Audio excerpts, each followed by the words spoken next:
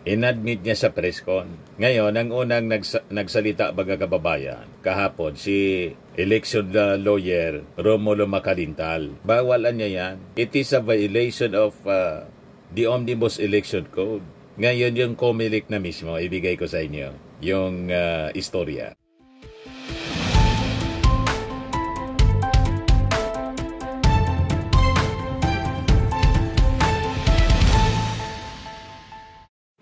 Hello po mga kababayan, si Dante Maravillas, Bicolano vlogger, broadcast journalist from Albay. O nagsalita na po yung COMELEC na yung mga government contractors daw bawal na magbigay ng pundo, campaign fund sa mga kandidato. Ayan, government contractors prohibited from contributing funds to candidates, sabi po ng COMELEC. So paano yan, Senate President Chis Escudero? Tapos ka ngayon. Pinahamak mo yung sarili mo. Pumiyo ka kasi. Karma. You see? So ano pa iniintay ng mga senador? Magsasagawa din kayo ng investigasyon muna? Hindi na kailangan magsagawa pa ng investigation. Kasi inamin na ni Chis Escudero. Yan pakinggan natin muli yung press ko ni Chis Escudero. Gaya ng sinabi ko, hindi, wala at niwala sa artikulo yon. Yan na naman yung innuendo at insinuation na palaging dinidikit at sinasabi porkit nag-contribute o nagbigay. Matagal ko ng kaibigan at kakilala siya at tumutulong talaga sa amin. Mula't mula pa, nung hindi pa iso to. At tubong sorsogon talaga siya. SP, sorry. Pero nakakuha siya ng kontrata nung senador na po kayo at ulitin ko lang, at may any help ba siyang nakuha? Yung mas malaking nakuha niya ay nung wala ako dito. So, wala ako dito nun. Bibigyan namin yung figure sa inyo. Pero nung senador na kayo, SP, nakakuha pa siya ng kontrata po? Hindi ko alam dahil hindi naman niya ako partner sa negosyo.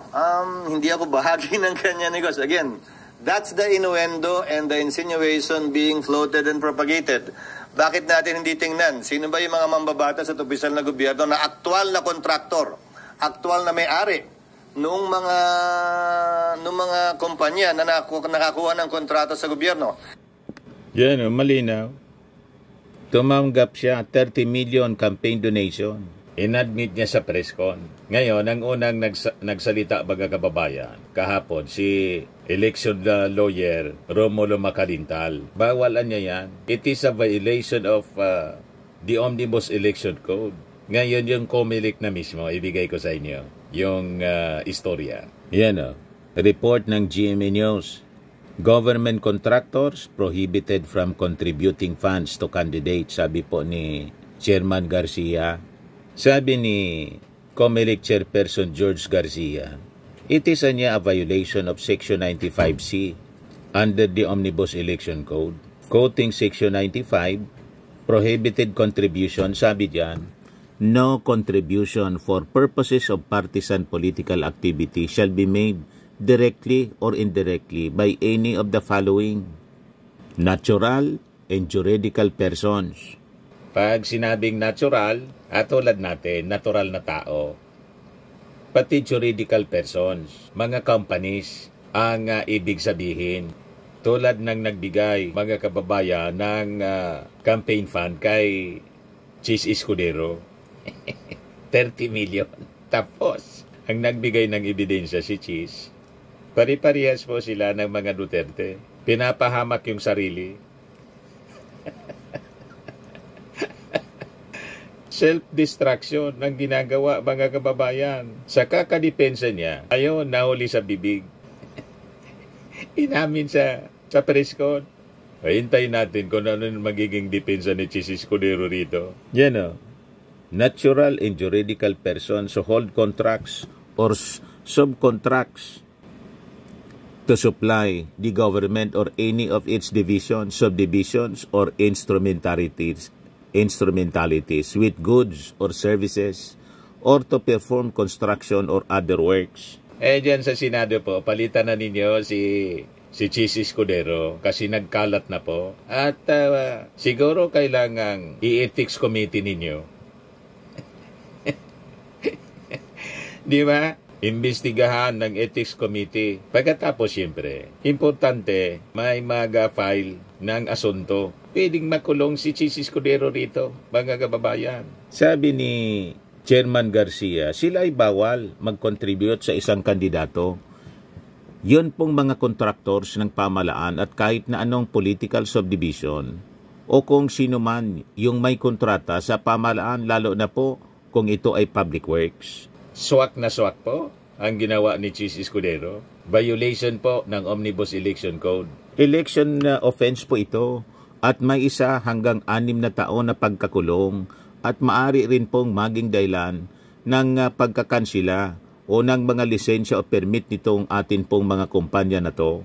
Damay pati yung kontraktor si Lubiano, Lawrence Lubiano, may-ari ng Centerways Construction and Development Incorporated na nakabase po sa Sorsogon at napangalanan ng ating Pangulong Bongbong Marcos na isa sa 15 na mga kumokorner na mga contractors sa flood control projects dito po sa ating bansa. You see, ito yung alam pa lang natin na tinanggap ni Chis Escudero na campaign fund. Baka may iba pa. Kasi sabi ni Chis Escudero doon sa interview, matagal na niya kami magkaibigan. Ayun, pinahamak ni Chis Escudero yung kanyang sarili. You see, talagang ang isda nauli sa bibig, mga kababayan. Sa kakaponsyo Pilato niya, nadulas siya, mga kababayan. At nasabi, tumanggap niya ako, inaamin ko, tumanggap ako ng 30 million campaign fund. Pero hindi man niya ako tumulong para magkakontrata siya. Maniwala. May kontraktor, may negosyante po, napapayag, lalabas ng pera. Pagkatapos walang ROI. Tell that to the Marines, Chis Escudero. You see? So sabi dito, as about the punishment for elected officials, Garcia refused to answer as some people may question and file a complaint before the commission due to these developments. Hindi ko po muna sasagutin dahil alam na alam ko maaring may mag-question at mag-file ngayon sa COMELEC dahil sa mga development na ito. On Tuesday, Senate President Francis Chis Escudero admitted that Lawrence Lubiano, President of Centerways Construction and Development Incorporated, was his campaign contributor in the 2022 elections. But Escudero denied involvement in any flood control projects in his home province of Sorsogon and other parts of the country. For the record, wala akong kinalaman sa pag-identify, paggawa ng program of work, pagbid, pag-award, pagbayad, pag-inspeksyon ng anumang proyekto sa pamalaan, sa Sorsogon man o sa labas ng lalawigan, sabi ni Chis Escudero. Pero tumanggap ka ng 30 million na campaign fund, sabi ng COMELEC, bawal at pwedeng makulong ng 1 month to 6 years imprisonment. At sabi ni Chairman Garcia, malamangan niya may magreklamo na. O diba? Tapos, yan kasi masyadong magaslaw. Ayan ang inabot ngayon ni Chis Escudero. At sigurado, in the coming days, malamang mayroon talagang magreklamo, mag-file laban sa kanya. Anyway, ang ebidensya galing mismo sa kanyang sose. Ni-research ng Rappler po at inamin niya naman po sa presko nung Tuesday. Niya, 30 million na niya, binigay na campaign fund. Kasi kaibigan ko niya. Di ba, mga kababayan? O ngayon, yung kaibigan niyang si Joel Villanueva, Senador Joel Villanueva, malamang madamay rin. Ayan sabi dito, yung New San Jose Builders Incorporated nag-donate din ng 20 million kay Senator Joel Villanueva noong 2022 election campaigns. Ayon sa report ng Philippine Center for Investigative Journalism, PCIJ. Tapos, parehas ang kaso, mga kababayan kay Chis Escudero. Kaya pala, sanggang dikit kayo dyan sa Senado. Ano ba? Kasasabi lang ni Joel Villanueva na wala daw nasangkot sa mga senador dito sa mga flood control projects. Ayun, tumabog sabay-sabay sa kanilang pagmumukha, mga kababayan. Huwag kasi nagmamalinis. O yan, ito yung report ng Pilipinas Today. Sabi diyan, iniulat ng Philippine Center for Investigative Journalism noong May 12, 2023 na nakatanggap umano si Senator Joel Villanueva ng 20 million pesos na campaign donation mula sa New San Jose Builders Incorporated para sa 2022 elections. In last year's national elections, Senator Joel Villanueva reported receiving 20 million in campaign donation from a corporation holding an active government contract based on government documents, sabi po ng PCIJ. Noong 2021, nabigyan ng 2.147 bilyong kontrata ang NSJBI para magpatayo ng 19-story office ng National Housing Authority or NHA sa Quezon City. At sa sumunod na taon, nagbigay umano ito ng 20 million pesos para kay Villanueva ng kumandidato ang senador noong 2022 elections ayon sa ulat ng PCIJ. Nakasaad din sa ulat ng PCIJ ng naturang donasyon ay itinuturing na single biggest corporate donation to a senatorial candidate ayon sa Statements of Contributions and Expenditures or SOSE na isinimuti ni Villanueva sa Commission on Elections. Parehas na kaso po. Mas malaki kay Cheese, 30 million. Ayan yung reported, yung declared po. Yung mga hindi. O diba? Huwag kasi nagmamalinis. 20 million kay Joel Villanueva. Pa-Bible ka pa. Pinahiya mo ng ating Panginoong Jesucristo. Pastor yung tatay mo. Pagkatapos ganyan palang gawain ninyo. GIL po, Jesus is Lord. Member itong si Villanueva. Kasi yung tatay niya, siya yung founder ng GIL. O you see? NSGIB, BIS contract with NHA is effective from 2021 to 2025 according to PhilJEP's data. So when the company donated to Villanueva's campaign purse last year, the contract was in effect, sabi po pa sa report ng PCIJ.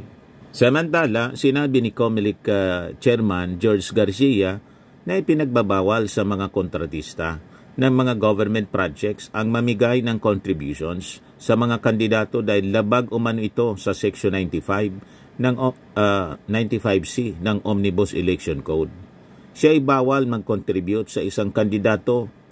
Yon pong mga contractors ng pamahalaan at kahit na anong political subdivision, kung sino man yung may kontrata sa pamahalaan, lalo na po kung ito ay public works. Election offense po ito na may 1 hanggang 6 na taon na pagkakakulong, paliwanag ni Garcia sa panayam ng unang balita. Kani-kanina lang, sinabi po ni Chairman Garcia. Ayan po yung sabi ni Chairman Garcia sa interview ni Igan. Pakinggan natin. Yan po ay nakalagay sa Section 95 letter T ng Omnibus Election Code. Mas maganda pong sabihin na sila ay bawal mag-contribute sa isang yung pong mga contractor at kahit na anong political subdivision o kung sino man yung merong kontrata sa pamahalaan, lalo na po kung ito ay public work. Anong election offense po ito na may 1 hanggang 6 na taon na pagkakakulong at maaari din pong maging dahilan ng pagkakakansela po ng mga lisensya o permit ng ating pong mga kumpanya na ito. E paano po yung na-elect na opisyal?